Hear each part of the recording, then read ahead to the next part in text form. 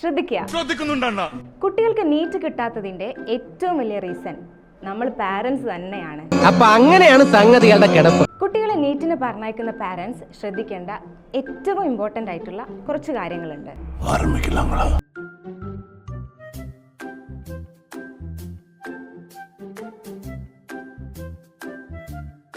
Number 1, കുട്ടികളെ ബേജാറാക്കാതിരിക്കുക.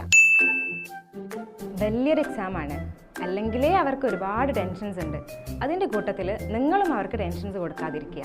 Number 2, സമയം കൊടുക്കുക.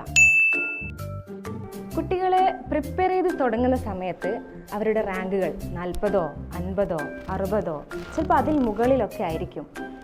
അതിൽ നിന്ന് 1, 2, 3 സ്ഥാനത്തേക്ക് എത്താനുള്ള സമയം അവർക്ക് കൊടുക്കുക. നമ്പർ 3, ഒരു സെക്കൻഡേ, കൈകളിൽ പിടിക്കാതെ താങ്ങും തണലുമാകുന്ന കൈകളിൽ പിടിക്കുക. ശുഭദിനം. നമ്പർ 3, കുട്ടികളുടെ ഹാപ്പിനെസ് ആയിട്ട് മാറുക. പലപ്പോഴും വീട്ടിൽ നിന്ന് രക്ഷിതാക്കളെ കുട്ടികളെ വിളിക്കുമ്പോൾ അവരുടെ കോളുകൾ കുട്ടികൾക്ക് വലിയ സ്ട്രെസ്സായി മാറുന്ന ഒരു സാഹചര്യം ഉണ്ടാവാറുണ്ട്. ഒരിക്കലും അതിന് സ്പേസ് കൊടുക്കാതെ അവരുടെ ഹാപ്പിനെസ് ആയിട്ട് മാറാൻ ശ്രമിക്കുക.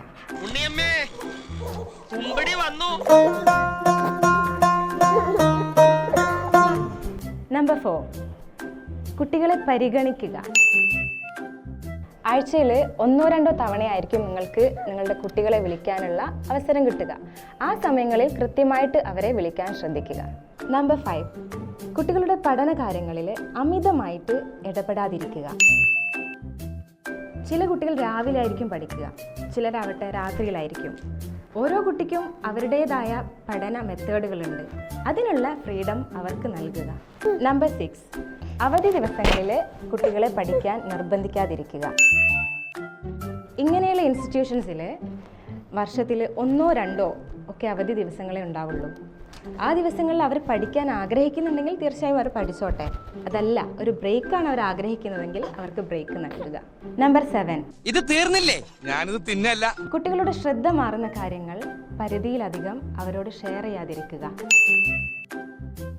വീട്ടിലും കുടുംബത്തിലൊക്കെ ഒരുപാട് ഫങ്ഷൻസ് ഉണ്ടാവും.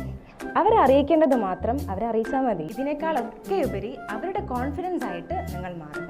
കുട്ടികളുടെ അക്കാഡമിക്സിനോടൊപ്പം തന്നെ അവരുടെ മെൻ്റൽ ഹെൽത്തിനും ഒരേപോലെ പ്രാധാന്യം നൽകുന്നുണ്ട് ഡോക്ടർ JPS. അപ്പം ഈ വർഷത്തെ അഡ്മിഷനാണ് നിങ്ങൾ ആഗ്രഹിക്കുന്നതെങ്കിൽ